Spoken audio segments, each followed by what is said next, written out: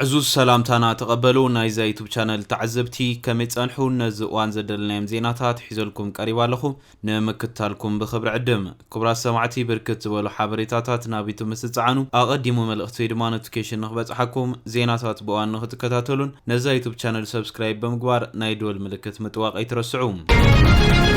إيران كال نا أمريكا نفاريت وجه كم زهرمت تتصبت إبلهم تمالي كاب زهرمت نفاريت بتوسخي لوم أب كباب هرمز بغربا حانتنا أمريكا نفاريت وجه هاري محمشي شالم نزل شعبوز تحمششان أمريكا نفرت وجه أبررت نمدحان بزبل كلته بلاك أو كيتز تسمعنا يوجه هليكوبترات نابجزات إيران ولا قطع أتوا بتمساسلي بسرعة مكالخال إيران كم زتهارمات تتصبت إبلهم التقنيات أب أمريكا زرارة بخوين له حيل إير أمريكا أبجزات إيران زجت أمفتنا زملكت سفح زرزر حبريتا وتيلو كسمعكمين بتخالي وجن كبرى سمعتي نا أمريكا تكال سليا CIA إيران بزملكت نا إيران عقمي عقر مسائلم بزملكت زوج أو حدش صابون أزرارة بخوين له بعد سلطنات أمريكا بزعبات تقنيات النساء بمرققات ذهب وزرزر حبريتا زسمعكم كخونيم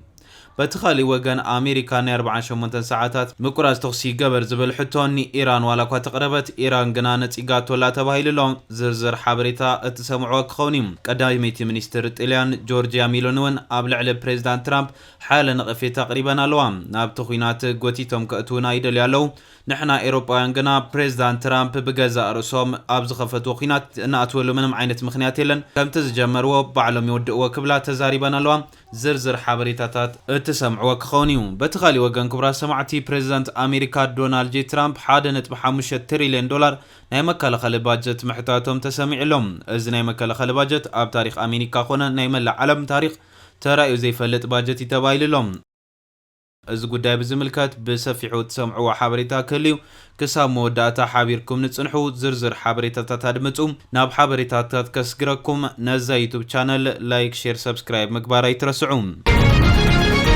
بفلمام إيران توسخين أمريكا نفاريت وجه زهرة متكوينة نفسنا مدحان سراحتي نمسرحنا بإيران زليق أنزعاتوا أمريكا كلته هليكوبترات كمزت قعتون تسمع لهم نفرت وجه أمريكا أب إيران وشمت بحر فارسن كبيد نايدحنا نتفتناتات يقت منالو كبلا مرغب تحفاشات أمريكا تبتيبان لهم مرغب تحفاشات أمريكا MBC نيوسن نيويورك تايمسن لوم ليتي أبزبت أو تخطات الحبريتات أب حد معالت تراح كلتنا أمريكا نفرت وجه كمزت حمششان نفسنا مدحان سراحتي زسرحة هليكوبترات متقعت كمز وردن نقليت أمالوم أبنايت مال مشت تسبت أبنا كمز حبرنا أبدوبا معراب إيران كل أيروشتي F-10 مشتئي زت سمت نا أمريكا نفاريت وجه تهاري ما كمز حمششت حبيرنا من بارنا يذكر نايزا نفاريت تحدى أبراري قدم قبل حيلتات أمريكا كدحنوا كمز خالو ولا قوات تحبنا اتخالي أبرارجن نمد لايقنا أزيو حدا جنيانا ينبس مدحان تعرتات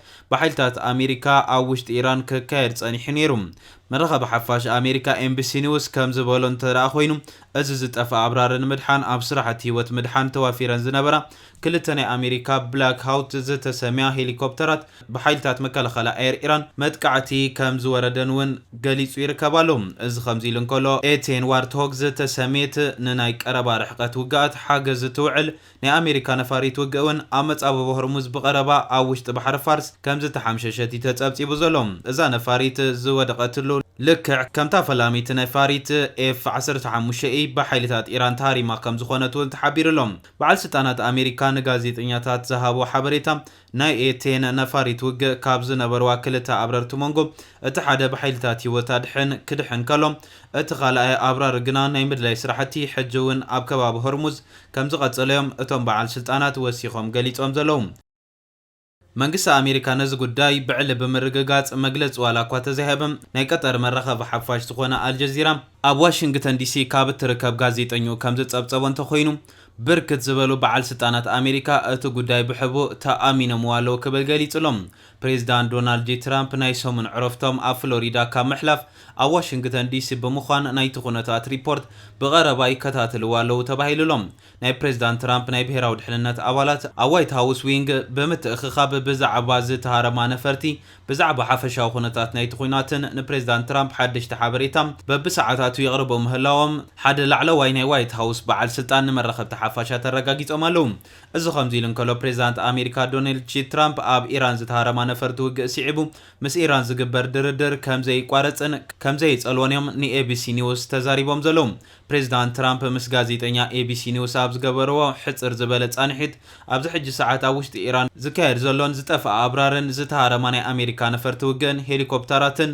ጉዳይ ብዝምልከት ወፍሪ ይካየዳሎ ክብሉ ተሰሚዖም ኣለዉ። ይኹን እምበር ኣዝዩ ምስጢራውነትን ጥንቃቐን ስለ ዝጠልብ ብዛዕባ እዚ ናይ ህይወት ምድሓን ኦፕሬሽናት ሓደ መራኸብቲ ሓፋሻት ዘቕርብኦ ዘለዋ ፀብፀባት ብዝምልከት ቅሬታ ኣለኒ ክብሉን ትራምፕ ተዛሪቦም ኣለዉ። እዞም ኣጋጣሚታት ምስ ኢራን ዝካየድ ድርድር ክፀልዎ ይኽእሉ ዶ ብዝብል ንዝቐረበሎም ሕቶ ፍጹም ናይ ኣሜሪካ ነፈርቲ ውግእ ሄሊኮፕተራት መጥቃዕታት ስለ ዝወረደን ምስ ኢራን ኣብ ነካይዱ ድርድር ምንም ዓይነት ፀገም ኣይፈጥርን ኢሎም ኣለዉ። እዚ ከምዚ ኢሉ እንከሎ ኣሜሪካ ንኢራን ተኹሲ ናይ ምቁራፅ ሕቶ ከም ዘቕረበት ዝተሓበረ ኮይኑ ናይ 48 ሰዓታት ሕቶ ምቁራፅ ተኹሲ ካብ ኣሜሪካ ከም ዝበፅሓ ዝሓበረት ኢራን ነቲ ሕቶ ከም ዘይተቐበሎ ብምግላፅ ነፂጋቶ ትርከብ ኣላ። ሎሚ ለይቲ ወኪል ዜና ፋርስ ተወኪሱ ሚድል ኢስት ሞኒተር ከም ዝፀብፀቦ እንተደኣ ኮይኑ ኢራን ናይ 48 ሰዓታት ህፁፅ ተኹሲ ደው ናይ ምባል ሕቶ ካብ ኣሜሪካ ቀሪቡላ ኢሉሎም ኮይኑ ግና ኢራን ነፂጋቶ ተባሂሉሎም። ዎል ስትሪት ጆርናል ሒዝዎ ኣብ ዝወፀ ፀብጻብ ከም ዘመላኽቶ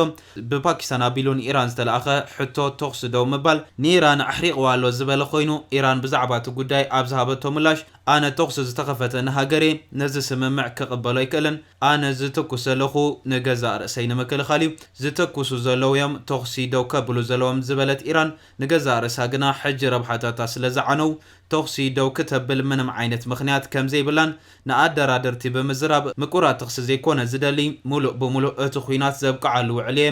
ክፈራረም ዝደሊ ክትብል ገሊፃ ኣላ። እቲ ኩናት ደው ክብል ዝኽእል ድማ ዘቕረብክዎም ቅድመ ኩነታት ምስ ዝማለ እዩ ዝበለት ኢራን ብቐንዱ ኣሜሪካን እስራኤልን ብሓባር ኮይነን ኣብ ኢራን ንዘውረድኦም ሕድሕድ ዕንወት ካሕሳ ምስ ዝኸፍላን በቲ ካሊእ ወገን ዝኸፈትኦ ኩናት ደው ምስ ዘብላን ኣሜሪካ ኣብ ማእኸላይ ምብራቕ ዘለዋ ማዓስከር ሰራዊት ብምሉእ ኣልዒላ ካብቲ ዞባ ተዘይወፅያ ድሕሪ ሕጂ እቲ ኩናት ሓደ ግዜ ተጀሚሩ እዩ ብቐሊሉ ድማ ደው ኣይክብልን እዩ ብዝብል ገሊፃ ትርከብ ኣላ። እዚ ከምዚ ኢሉ እንከሎ ኣሜሪካን እስራኤልን ኩነታት እቲ ኩናት ብዝምልከት ብተደጋጋሚ ኣብ ዝህብኦ መግለፂታት ኣብ ልዕሊ ኢራን ሓያለ ዕንወት ከም ዘውረዳ ብምጥቃስ ኣዝያ ዝተሃረመት ኢራን ኣብዚ ሕጂ ሰዓት ናይ ምትኳስ ዓቕማ ኣዝዩ ከም ዝተዳኸመ ናይ ሚሳኤል ሓይላ ከም ዝተሃረመን ብዝኸፍአ ኩነታት ከም ዝዓነወን ብምግላፅ ኢራን ኣብዚ ሕጂ ሰዓት ናይ ምትኳስ ዓቕማ 10 ሚእታዊት ጥራሕ ከም ዝኾነን 9 ሚእታዊት ሓይላ ሙሉእ ብሙሉእ ከም ዝተደምሰሰን ክገልፃ ፀኒሐን ነይረን። ናይ ኣሜሪካ ትካል ስለያ ዝኾነ CIA ግን ሎሚ ለይቲ ዘውፅኦም ናይ ስለያ ሪፖርት ግና ፍጹም ትፅቢት ዘይተገበረሎምን ዘይተገመትን ኮይኖም ኣለዉ። ናይ ኣሜሪካ ናይ ስለያ ሓበሬታታት ከም ዝብሎ እንተደኣ ኮይኑ ኢራን ዝተሃረመ ዋና ናይ ሚሳኤል መኽዘናታ ብህፁፅ እናፀገነት ናብ ስራሕቲ ተእትዎም ከም ዘላ ብምግላፅ ዘለዋ ዓቕሚ ፍርቁ ከም ዘይተተንከፈ ዕላው ገይሩ ይርከብ ኣሎ። ሪፖርታት ስለያ ከም ዘመላኽትዎም ኢራን ብደብዳብ ነፈርቲ ኣሜሪካን እስራኤልን ዝተሃረሙ ኣብ ትሕቲ ምድሪ ዝርከቡ መደበር ሚሳኤላትን መወንጨፊታትን ኣብ ዝተወሰኑ ሰዓታት ብምፅጋን ብህፁፅ ናብ ስራሕ እናውዓለቶም ትርከብ ኣላ ተባሂሉሎም። ናይ ኣሜሪካ ትካል ስለያ ሪፖርታት ብምውሳኽ ኣብ ዘውፅእዎ ሓበሬታ ኢራን ሕጂ እውን ዝለዓለ ብዙሕ ዘለዎ ሚሳኤላትን ተንቀሳቐስቲ መወንጨፊታትን ብዝለዓለ ቁፅሪ ከም ዘለዋ እውን ኣቃሊዖም ኣለዉ። ኣብ ዝቕነ መከላኸሊ ሓይሊ ኣሜሪካ ፔንታጎን ዋይት ሃውስን ኣብ ልዕሊ ኢራን ዝለዓለ ወታደራዊ ዓወት ከም ዘመዝገቡ ገሊፆም ነይሮም። ፔንታጎን ኣውፂኡ ኣብ ዝነበረ መግለፂ ኣብ ናይ 5 ሰሙናት ኩናት ውሽጢ ኣብ ኢራን 11,000 ኢላማታት ከም ዝሃረመ ዋላ እኳ ተፍለጠ ናይ ኣሜሪካ ትካል ስለያ ከም ዝብሎ እንተደኣ ኮይኑ ግና ናይ ኢራን ዘለዋ ናይ ሚሳኤል ዓቕሚ ሙሉእ ብሙሉእ ንምድምሳስ ዝዓለመ ናይቲ ኩናት ውጥን ምስማሩ ብዝምልከት ሓያለ ጥርጣረ ከም ዘለዎም እቲ ትካል ስለያ ዝገለጸ ኮይኑ ምንም ዋላ እኳ ናይ ስለያ ትካላት ካብ ደብዳብ ነፈርቲ ዝተረፉ ናይ መወንጨፊታት ትኽክለኛ ቁፅሪ ብንጹር ክሳብ ሕጂ ክፈልጥዎ ተዘይከኣሉ ኢራን ሕጂ እውን ኣብ ኢዳ ዘሎ ብርክት ዝበሉ ባሊስቲክ ሚሳኤላት ተጠቒማ ኣብ ልዕሊ እስራኤልን ካልኦት ሃገራት እቲ ዞባን መጥቃዕታት ናይ ምውራድ ዓቕማ ኣዝያ ከም ዘሐየለቶን ሓይላ ከም ዘይሰኣነትን ዘውፅኦም ሓበሬታታት ኣመላኺቶም ኣለዉ። ማርኮ ሩቢዮ ናይ ኢራን ሚሳኤላት ናይ ምውንጫፍ ዓቕሚ ብዝለዓለ ደረጃ ተዳኺሙ ኣሎ 95 ሚእታዊት ክብሉ ተሰሚዖም ነይሮም። ቀንዲ ዕላማ ናይቲ ኩናት ንኢራን ምድምሳስ ከም ዝኾነውን ክገልጹ ተራእዮም ነይሮም። ሚኒስትሪ መከላኸሊ እታ ሃገር ፒት ሄግሴት ብወገኖም ናይ ኣሜሪካን እስራኤልን መጥቃዕታት ኣብ ልዕሊ ኢራን ዘውረድዎ ጉድኣትን እናጎደለ ዝመፀ ናይ ኢራን መጥቃዕትን ብዝምልከት ብተደጋጋሚ ተዛሪቦም ነይሮም እዮም። ውስናት ሚሳኤላት ክትኩሱ ኺእልዮም ንሕና ግና ሃሪምና ከነውድቆም ኢና ዝበሉ ሚኒስትር መከላኸሊ ኣሜሪካ ፒት ሄግሴት ኣብዚ ሓለፉ 24 ሰዓታት ካብ ጸላኢ ዝተተኮስና ሚሳኤላት ድሮናትን ቁጽሪ ውሕድ ኮይኑ ተመዝጊቡ ኣሎ ኢሎም ምንባሮም እውን ይዝከረ። ሓይሊ ባሕሮም ሙሉእ ብሙሉእ ተደምሲሱ ኣሎ። ትካላቶም ዓኔም ኣለዉ። ኣሜሪካን እስራኤልን ናይ ኢራን ኣየር ተቆጻጺሮን ኣለዋ ብዝብል ተዛሪቦም ምንባሮም እውን ኣይርስዓን። ግን ድማ ትካላት ስላይ ኣሜሪካ ከም ዝብሎ ኢራን ካብ መጥቃዕቲ ንምዳን ብዝብል ኣብዝሓ መወንጨፊታት ቅድሚ ሕጂ ንነዊሕ ዓመታት ኣብ ትሕቲ መሬት ክትሰርሕን ክትድርዕን እያ ጸኒሓ ኢሎም ኣለዉ። ኣብዚ ሕጂ ሰዓት ናይ ኣሜሪካን እስራኤልን ሓይልታት ናይ ኢራን መሳርሒታት ኣበይ ከም ዘሎ ንምፍላጥ ሓያለ ጻዕርታት የካይዱ ዋላ እኳ እንተለዉ ኢራን ግና ሕጂ እውን ዓቕማ ከም ዘይተተንከፈ እዮም ገሊጾም ዘለዉ። እዚ ከምዚ ኢሉ እንከሎ ሎሚ ናይ ኢራን ሚሳኤላት ኣብ ልዕሊ ከተማታት እስራኤል ሓያለ ዕንወት ከም ዘውረዳ ተመላኺትሎም። መራኸብቲ ሓፋሻት እስራኤል ካብ ቴል ኣቪቭ ከም ዝጸብጸብኦ እንተኾይኑ ኣብ ማእኸላይን ደቡባውን እስራኤል ከቢድ መጥቃዕቲ ካብ ኢራን ከም ዝወረደ እዩ ገሊፀን ዝርከባ ዘለዋ። እዚ ከምዚ ኢሉ እንከሎ ኣሜሪካን ጣልያንን ኣብ ከቢድ ወጥሪ ኣትየን ኣለዋ። ኣሜሪካን እስራኤልን ብሓባር ኣብ ልዕሊ ኢራን ዝወልዐኦ ኩናት ዘስዓቦ ፖለቲካውን ኢኮኖምያውን ጽልዋ ናይ ምዕራባውያን ታሪኻዊ ሕብረት ኣብ ፈተና ኣውዲቕዎ ይርከብ። ኣብ ውሽጢ ኤውሮጳ ናይ ትራምፕ ናይ ቀረባ መሻርክቲየን ተባሂለን ዝእመና ቀዳመይቲ ሚኒስትር ጣልያን ጆርጂያ ሜሎኒ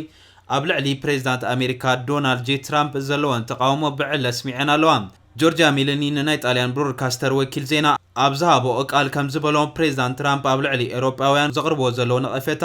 ፍጹም ዘይቀበሎ ብዝብል ተዛሪበን ኣለዋ። ብደረጃ ጂኦፖለቲካ ኣሜሪካ ካብ ኤውሮጳ ተፈልያ እትረኽቦ ምንም ዓይነት ረብሓ የለን ዝበላ ጆርጂያ ሜሎኒ ግን ድማ ቀንዲ ስራሕና ብሄራዊ ረብሓና ምሕላው እዩ። በዚ ምክንያት ኣብዚ ሕጂ እዋን ኣሜሪካ ኣብ ዝኸፈተቶ ኩናት ኣይክናቱን ክብላ ቅዋመን ብዕላ ኣፍሊጠን ኣለዋ። እዚ ከምዚ ኢሉ እንከሎ ፕሬዚዳንት ኣሜሪካ ዶናልድ ጄ ትራምፕ ኣብ ታሪክ ዝለዓለ ዝተባሃለ 1.5 ትሪልዮን ዶላር ናይ መከላኸሊ በጀት ንኽምደበሎም ከም ዝሓተቱ ተሰሚዑሎም። ፕሬዚዳንት ኣሜሪካ ዶናልድ ጄ ትራምፕ ን2027